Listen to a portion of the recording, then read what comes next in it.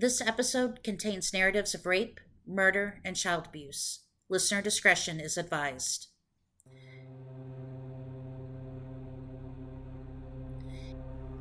In a small Massachusetts town, a deranged pimp sacrificed young women to Satan. Beloved California daycare workers ritually abused over 40 of their students and murdered infants while proclaiming their love for the devil. 3 teens in Arkansas slaughtered 3 young boys in a sick, satanic ritual. These events made national news for over a decade, inspired law enforcement to take a closer look at ritualistic abuse and murder, and propelled a nation into frenzy. But did they even happen? Or was the nation gripped by mass panic? This is the history behind the crime.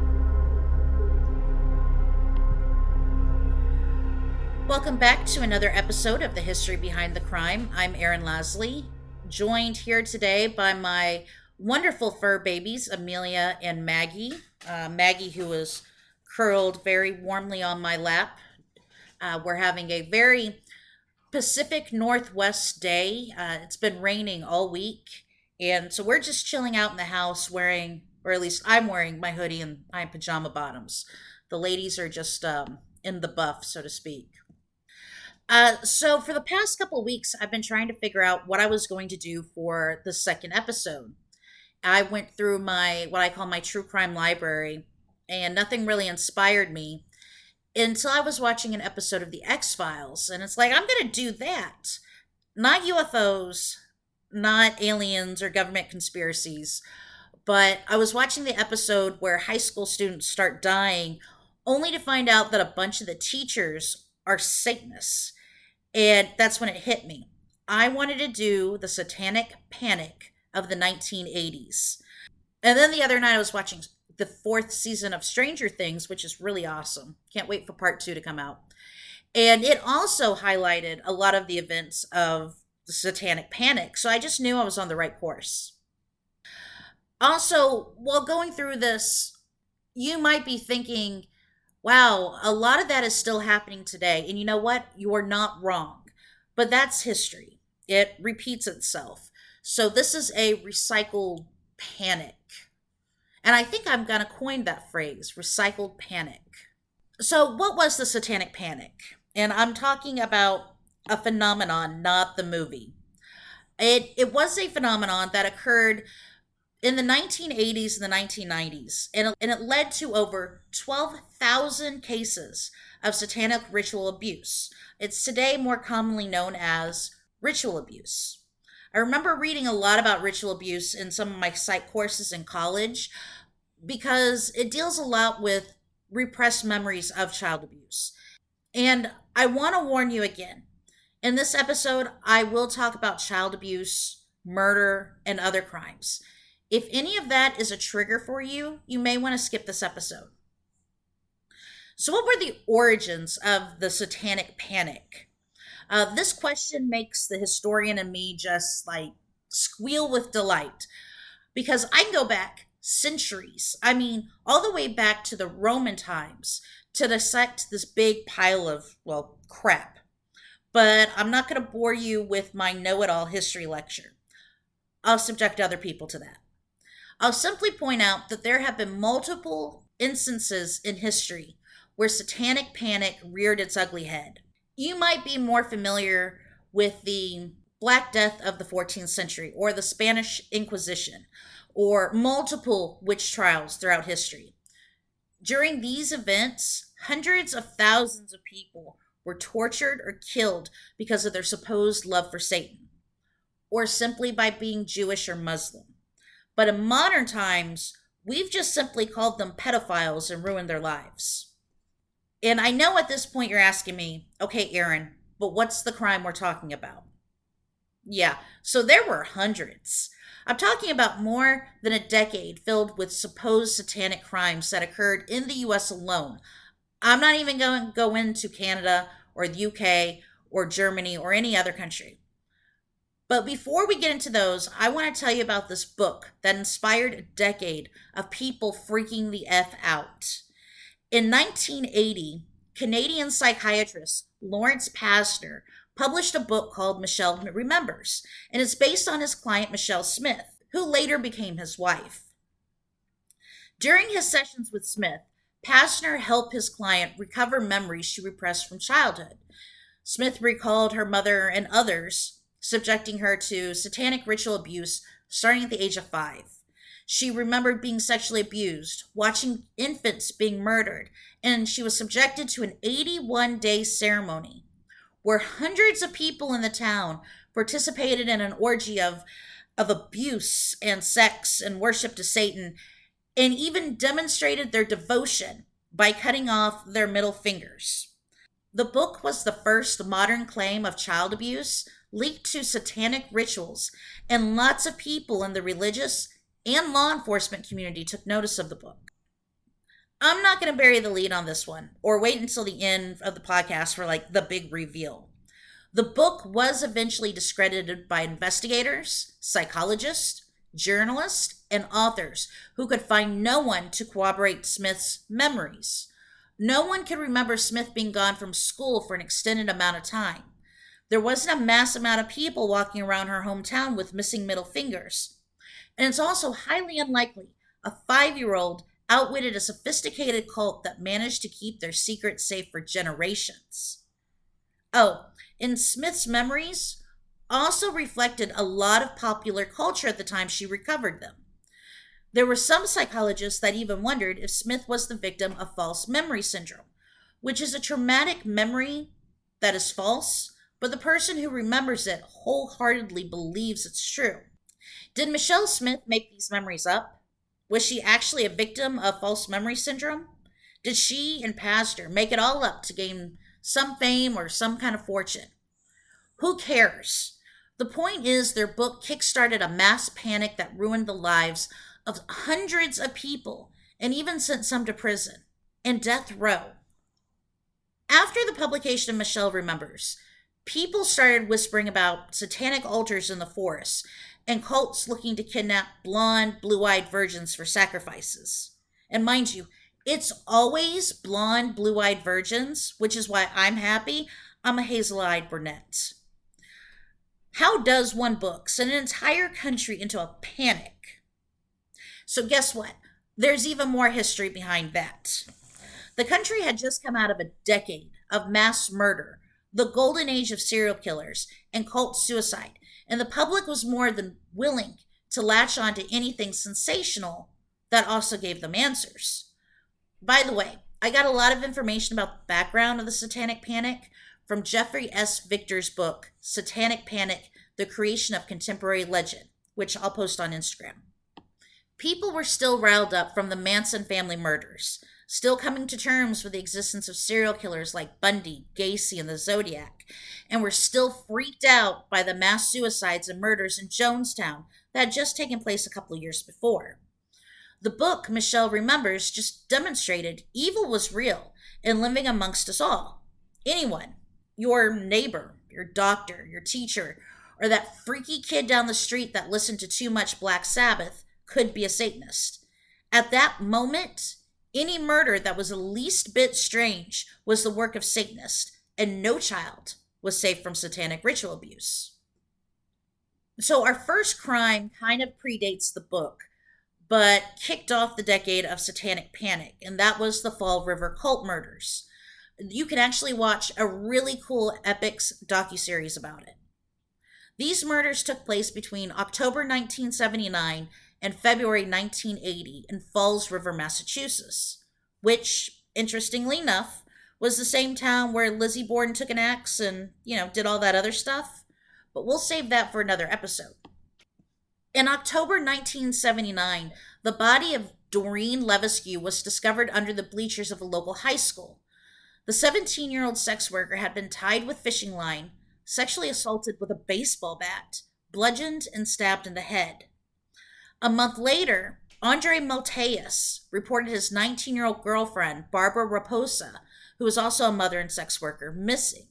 In January 1980, her body was found in a wooded area where she had been tied with fishing line and her skull had been crushed. As if these two murders weren't already grisly and tragic, Malteus ratcheted up the weirdness by a lot. He claimed he and Raposa were members of a satanic cult, and he had a psychic dream about Raposa's murder and where her body had been found. He claimed he didn't do it, but he described the murder and crime scene in detail, and police called Mateus out on his bullshit. But they latched on to the satanic cult aspect. Could a satanic cult really be responsible for the death of Dorian Levesque? 20-year-old mother and sex worker Karen Marsden confirmed the theory with police. She confessed that a local pimp by the name of Carl Drew, known as Satan, used Satanism and violence to control working women, and admitted she and her girlfriend slash pimp, 17-year-old Robin Murphy, had been to many of these satanic get-togethers. She said it was possible that Drew had a part to play in the death of Levesque. Marsden offered to help the police any way she could, but she also declined protective custody. She went missing the night investigators dropped her off at a local church. Some of her skull and hair were found later on in April 1980. Both Carl Drew and Robin were later arrested for Marsden's death. Why did they kill her? As a sacrifice to Satan, of course. Murphy turned state's evidence against Drew for a lighter sentence, and she and other witnesses claimed Marsden was stoned before Murphy slit Marsden's throat. Drew proceeded to cut Marsden's head off before the others used it as a soccer ball. Marsden's headless body was then raped before it was burned, or so Murphy and the other witnesses claimed. The witness statement stunned the town of Fall River and most other places in the United States, and the murders and court cases became tabloid fodder. Satan, apparently, was alive and well and dwelled in Fall River. At least that's what the police and prosecution wanted it to seem. There was no physical evidence, lots of faulty timelines, and multiple witnesses, including Robin Murphy, later recanted their testimonies and claimed they just said what the prosecution wanted them to say. Satanism was simply a way for prosecutors to explain the evilness in the murders. Were the murders evil? Well, hell yeah, they were. 3 young women were viciously murdered. But what is more believable? That a satanic cult sacrificed these women to Satan? Or that 2 sadistic assholes murdered Levesque and Raposa, and Marsden was later killed because she just knew too much? It's no surprise that after these murders, the people of Fall River and people in lots of places began to see evidence of satanic cults in their own communities, especially after the release of Michelle Remembers. It only got worse in 1983, after a small community in California discovered a satanic cult that had abused over 40 children. Again, I can hear some of you asking, why didn't you ever hear of this? First, if you had to ask, you either didn't live through the 1980s or you only recently discovered true crime. Chances are you have heard of this, but only know it as the McMartin Preschool scandal. The McMartin Preschool was a family-owned school in Manhattan, California, founded by Virginia McMartin and ran by her daughter, Peggy McMartin Bucky. Peggy's daughter, Peggy Ann, and son, Ray Bucky, also worked as teachers at the school. Before the scandal, the McMartin School was like the premier school in the town, and Miss McMartin was a pillar of the community. She was the stereotypical sweet old lady you expected to own a preschool. But that all changed in 1983 when one of the students' mothers called the police to report that her son had been sodomized by his preschool teacher, Ray Bucky. Keep in mind that she also previously reported her estranged husband had abused the boy too. But before we get too far into this, I just want to say child abuse is no joke. We can poke fun at the investigators, social workers, and the prosecutors in this case for actually believing the shit they were shoveling. But these kids, they were victims of either actual child abuse or the mind warp that these so-called well-intentioned adults put them through. So if at times I sound a bit sarcastic or flippant, it's because I believe the adults in this case are flipping idiots. The children were and still are innocent. When police began to investigate the accusations his mother leveled against Ray Bucky, they could find no physical evidence of any kind of abuse. Today, that's where things would have probably ended, but not back in 1983. No. The police actually sent out a letter to about 200 parents informing them of the investigation and to kindly ask their children if they had ever been abused, touched, had their photo taken, or ever been alone with Ray Bucky. They also asked parents to, keep the investigation confidential, which we all know is a laughable request. Suddenly, parents were, rightly upset and inundated the police with reports of abuse. And the police know they couldn't just interview these children, they needed an expert. Enter Key McFarland. Key McFarland was a social worker and director of the Children's Institute International in California. Though she was a social worker who specialized in child abuse, she also claimed to be a psychotherapist, but she never had a license. McFarland used a fairly child-friendly approach when asking children about abuse. She used hand puppets to put them at ease and even used anatomically correct dolls.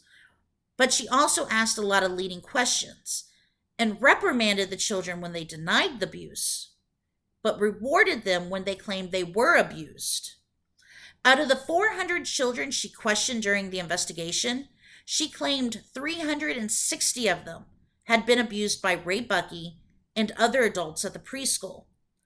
The more she questioned the children, the more outstanding the claims became, like stories of witches flying, kids being flushed down toilets to an underground tunnel system, satanic rituals, orgies at car washes, and even accusations that Chuck Norris, the man himself, had abused the children. What makes this even more stunning? McFarland was dating a local reporter at the time. She not only fed him information about the investigation, which he reported on, she appeared on news shows to talk openly about the case. Several times she spoke about satanic rituals, and the story was picked up by news agencies across the country. It led to a mass hysteria among parents, law enforcement, religious organizations, and, obviously, politicians. At this time, prosecutors brought in our old friends, Lawrence Pastor and Michelle Smith, as experts to review the material and to also talk to the children. Of course, they claimed that this was mass satanic ritual abuse. In March 1984, Ray, Virginia, Peggy Ann, and 3 other teachers were charged with 115 counts of child abuse and later charged with a grand total of 321 counts involving 48 children. Charges were eventually dropped against everyone but Ray and Peggy when the judge ruled that Pastor and Smith influenced some of the children's testimonies. In July 1987, 3 years after the initial charges, the trial finally began. The prosecution brought in 7 medical witnesses to testify that there was minute evidence some of the children had been abused, while the defense, they were only allowed 1 witness to refute the claims. The prosecution also found a jailhouse snitch to testify Ray had confessed to him that he had abused the children. And just a quick note about this jailhouse snitch. The informant later pleaded guilty to perjury in another case because he had received immunity for falsely testifying against another defendant. So, a stand-up guy, it seems. Smelling a rat, the defense fought to see the tapes of McFarland questioning the children. And boy, did they have a field day discrediting McMartin's interrogation tactics. So much so that the jury eventually acquitted Peggy and acquitted Ray on 52 of the 65 charges and were deadlocked on the other charges. Not wanting to be defeated, mainly because there's a lot going on in this prosecutor's office, like one of them running for office, the prosecution launched another trial against Ray Bucky in 1990 on 6 counts of abuse, but it resulted in another hung jury. In the end, the prosecution spent $15 million in the longest and most expensive criminal case in U.S. history. The preschool was closed, and Ray spent 5 years in jail without, however, being convicted. Some of the children later recanted their testimonies and accused McFarland and prosecutors of planting stories of abuse into their heads. And the original complainant? She was a diagnosed schizophrenic and died from, quote, complications due to chronic alcoholism the night before she was set to testify. The prosecution withheld her condition from the defense and never told anyone that she was the first to introduce the Satanism theory, and also accused 3 men at a health club of raping her son as well. So, just a side note, just because one has been diagnosed schizophrenic does not mean they are lying. Those with severe mental health disorders are more likely to be the victims of crime because few people take them seriously. While Ray Bucky might have been set free, though he had to change his name and go into hiding, many daycare workers across the country were also accused of satanic ritual abuse and found themselves in prison, including Fran and Dan Keller, who in Texas in 1991 were sentenced to a total of 48 years for abusing children at their daycare during satanic rituals. It was only in 2013 they were released from prison after it was determined that there, guess what, wasn't any physical evidence of abuse, there was incompetence among the experts who evaluated the children, and the prosecution had withheld evidence. The Kellers were actually declared innocent in 2017 and opened the door for them to sue the shit out of the county that prosecuted them. Between 1984 and 1989, approximately 100 people from across the nation were charged with ritual sex abuse of children, and around 50 of them were convicted. As the panic spread across the US and other countries, laws were changed where children did not need to testify. Instead, their parents could act as hearsay witnesses and describe how their children were traumatized by something. And if you're wondering why didn't anybody sane with common sense come forth? A lot of people did, but they were either criticized by the public and media, they were accused of supporting child abuse, or they themselves were accused of ritual child abuse. So it's no wonder a lot of people just kept their mouths shut. One good thing did come out of all these daycare and preschool scandals. More funds were given to organizations who studied child abuse and thereby helped law enforcement and others recognize and properly investigate child abuse. However, there were some pretty serious repercussions too. Not only was the devil everywhere and satanic cults were in every city and small town, people claimed, but panicked people started to call their local police and the FBI scared out of their wits. The FBI always wanted to, help people out, started to hand out pamphlets, satanic calendars, and shared their research on the occult at seminars and conferences, and educated law enforcement and the public on things like satanic symbols and cult organizations that just happened to also include feminist astrologers. These conferences helped spread the panic, and suddenly people abandoned facts for sensationalized fiction. Even my dear, beloved 2020 drank the cult Kool-Aid. In 1985, 2020 dived into the world of devil worshippers and said things like, the police are skeptical, we're skeptical, but something is going on. Yeah, Hugh Downs, you are all losing your effing minds. Not surprisingly, Geraldo Rivera also aired a special on Satanism, and that featured testimony of 3 young boys who accused their own mom and her boyfriend of abusing them, making them drink blood, and killing babies. Not surprisingly, the boys later recanted their stories. Many religious organizations also got into the satanic panic action and created literature to educate their parishioners on devil worshipping. They cautioned teens about listening to heavy metal music, berated working moms for leaving their children at daycares, and even spread the stereotypical stories about, guess what, Satanists sacrificing blue-eyed virgins. Reverend Bob Larson's 1989 book, Satanism, The Seduction of America's Youth, claimed that 95% of all missing children were the victims of occult abductions. Never mind that parents are the most likely culprits of abducting their children. I mean, didn't you guys watch that episode of South Park? Another 1989 book, this one written by evangelist Jerry Johnson, The Edge of Evil, The Rise of Satanism in North America, claimed that 40,000 to 6,000 people were killed each year in the US through ritual homicide. Once again, let's look over the fact that in 1989, there were only 21,500 murders in the United States, which kind of disproves Johnson's claim. But again, to be fair, over 600,000 people go missing in the US every year, so who knows?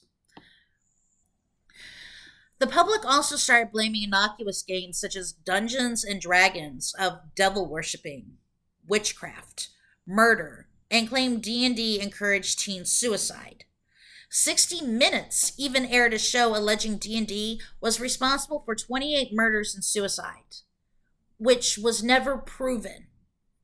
Both the Centers for Disease Control and Prevention and the National Safety Council discovered suicide among game players was actually significantly lower than the national average. Why? Well, the game's a social event. It fosters creativity and gives people, especially teens, an outlet for whatever may be bothering them. I mean, haven't you guys watched Stranger Things? But don't worry, parents started laying off D&D in the 1990s because they had bigger fish to fry, like video games. As the villagers came after daycares and D&D with their torches and pitchforks, they also eyed every long-hair, heavy metal listening teen boy with suspicion. Most of these teens just became the subject of suspicious talk, but 3 Arkansas teens were thrust into a nightmare that garnered national attention. On May 6, 1993, 3 young boys, Stevie Branch, Michael Moore, and Christopher Byers, were found dead in a creek bed of the Robin Hood Hills area of West Memphis, Arkansas. The 3 boys had been tied with their own shoelaces, sexually assaulted, and brutally murdered. The killer had even mutilated Christopher's scrotum and penis. It was a crime most police in the area had never seen, and one most people had never imagined.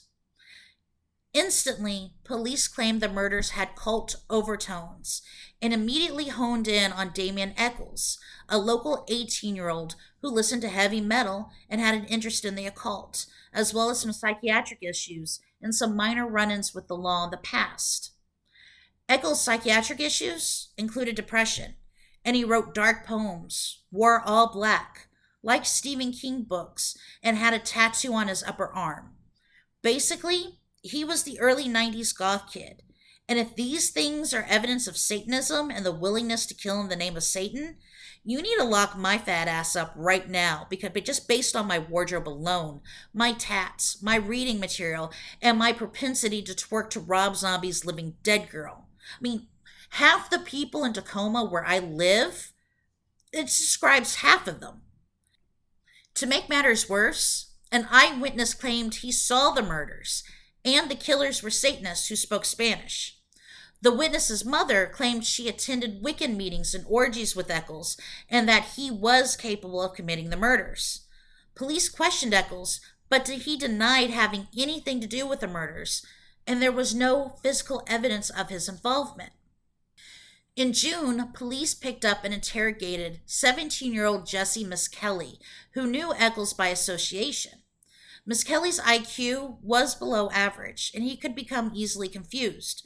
But that didn't stop police from brutally questioning him for over 12 hours until he confessed that he, Eccles, and another boy, 16-year-old Jason Baldwin, had committed the murders. But Miskelly's story didn't match the evidence of the case. Once again, that didn't matter. All 3 were tried for the murders of Stevie, Michael, and Christopher.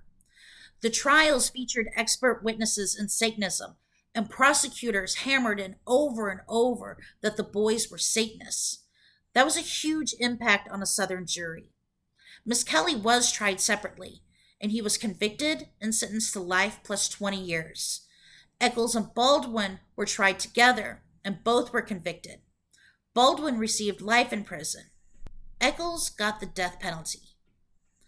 As the trials were going on, a documentary crew was filming a movie about the murders and the three teens called Paradise Lost, and it featured music by Metallica.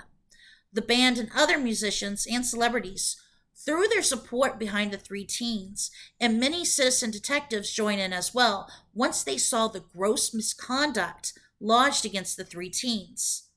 The documentary also opened many people's eyes to the ridiculousness of the Satanic Panic.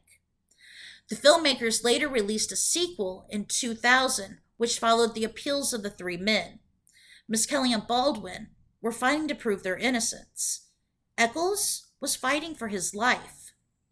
Eventually, in 2011, an appeals court was weighing whether to grant new trials, but the prosecution offered the three men an Alford plea, which basically allowed the defendants to plead guilty while asserting their claims of innocence. Why were they offered the deal? Because the prosecution wanted to save face. They knew that there was sloppy detective work. There was mismanagement among the prosecution. Multiple witnesses had recanted their testimonies. There had been jury misconduct. And not only that, there was DNA evidence that didn't match any of the three men. What saddens me the most about this is that the police were so focused on the three teens that they allowed the real killer to escape. I listened to a podcast episode of Jensen and Hull's The Murder Squad, and they broke down the West Memphis crime scene, the murders, and the possible offender, known as Mr. Bojangles. They also lit pretty good into the original investigators, and Paul Holes, a retired criminalist, had some pretty interesting things to say about satanic crimes in general.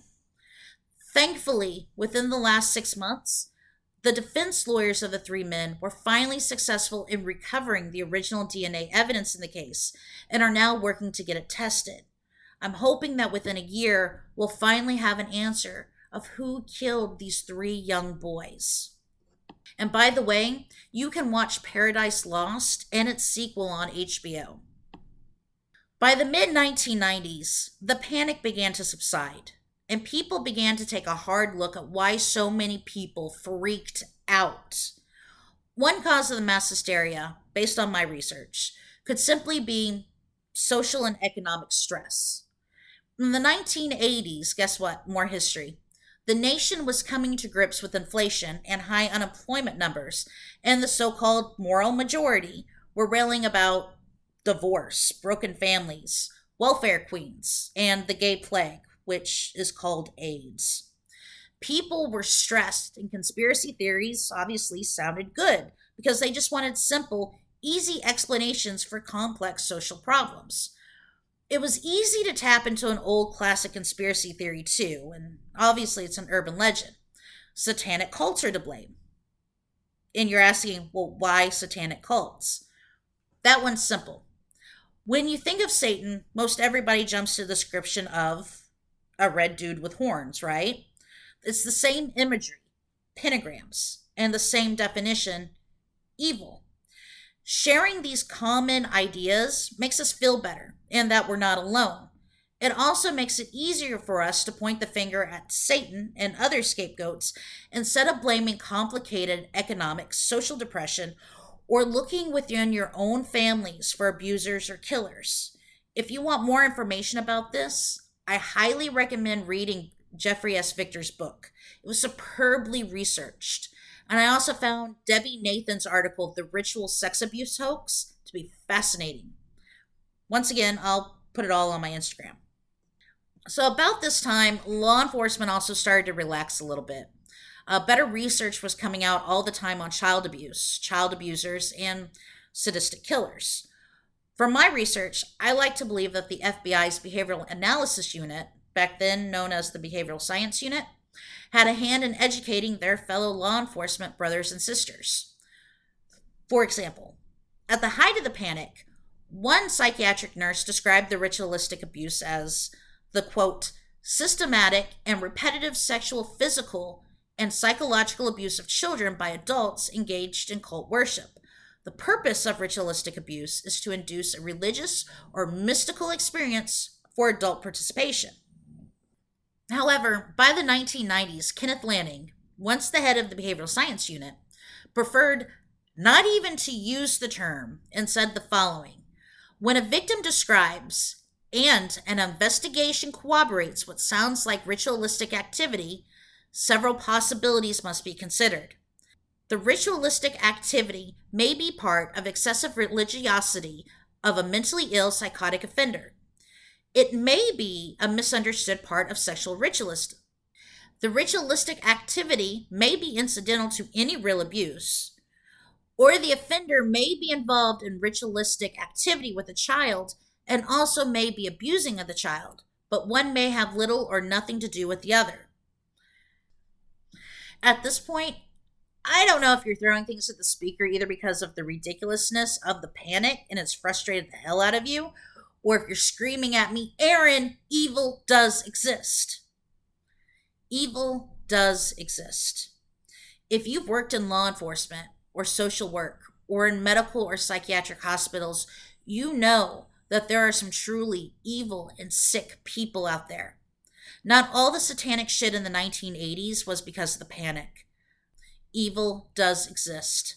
Some of it was real, and people evoked the name of Satan during their crimes. The most famous? Richard Ramirez, the Night Stalker. Between June 1984 and August 1985, Ramirez kidnapped and raped children, and he also broke into people's houses to rape and kill them. He left drawings of pentagrams and satanic symbols at his crime scenes. He told his victims to swear to Satan instead of God, and at court raised his hand with a pentagram drawn on it and yelled, "Hell, Satan." He was convicted of 13 counts of murder, 5 counts of attempted murder, 11 counts of sexual assault, and 14 counts of burglary. He received the death sentence, but died of natural causes in prison. Netflix has a really good documentary called Night Stalker, The Hunt for a Serial Killer, that outlines Ramirez's crimes and the 2 detectives that worked his case. Another case, not so widely known but equally disturbing, was the Ripper Crew, or the Chicago Rippers, in the 1980s. 4 men, Robert Getcht, Edward Spreitzer, and brothers Andrew and Thomas Kokoraleis, were a team of serial killers, cannibals, rapists, and necrophiles. Yeah, a team. It was said that they were responsible for the disappearances of 17 women, and 3 of the men confessed they believed Getch had supernatural powers and could make them do anything. The men kidnapped women and brought them to their satanic chapel, where the men viciously raped their victims, cut off their breasts in order to eat them like a sacrament, and then killed them, and then raped them again. Even more chilling, Getch might have actually worked for John Wayne Gacy at one time, and someone within the investigation said that Getch made Charlie Manson look like a Boy Scout. After the men were caught, Getch amazingly only got 120 years for attempted murder, rape, and kidnapping. Spreitzer pled guilty to murder and got life without parole. Thomas Kokoraleis got life and has since been released. But his brother Andrew got the death sentence, and he was the last person to be executed in Illinois before the state abolished the death sentence. If you want to do more research and read more about their crimes, a word of caution. My description is practically G-rated compared to what they actually did. So here's my thought of the week. Evil is out there. You don't have to make stuff up about satanic cults or a cabal of pedophiles looking to take over the world. When evil happens in your community, don't look for the scapegoat. Chances are it's not the teen who dresses in all black and plays around with tarot cards or Ouija boards, but it's the seemingly normal neighborhood guy who, I don't know, he throws barbecues and dresses as a friendly, if not somewhat creepy clown. Satanic cults are not behind child abuse. More often than not, it's someone within the family, or even more disturbing, someone within your church. Now, I want to move on to this episode's missing persons. On June 10th, 2021, 17-year-old Minerva Albuquerque disappeared from Bellevue, Nebraska. At the time of her disappearance, Minerva was 5'2", 110 pounds, had brown hair and brown eyes. Minerva is biracial, Hispanic, and white. I'll post a picture of Minerva on my Instagram. If you've seen Minerva or know anything about her disappearance, please contact the Douglas County Sheriff's Office at 402-444-6641 or the National Center for Missing and Exploited Children at 1-800-843-5678. If you feel uncomfortable going to law enforcement, you can reach out directly to me at thehistorybehindthecrime@gmail.com or Instagram at thehistorybehindthecrime. Someone out there knows something. You may not, but you may know people who do. So share this information and the information about last episode's missing persons with people you know. Minerva has been missing for a year now, and you might know people who live in Bellevue or Omaha you can share her information with. That does it for this episode. Thank you for listening, and don't forget to subscribe. I'll be back next time with another historical storytime adventure of another notorious crime. Until then, take care of yourselves and take care of each other.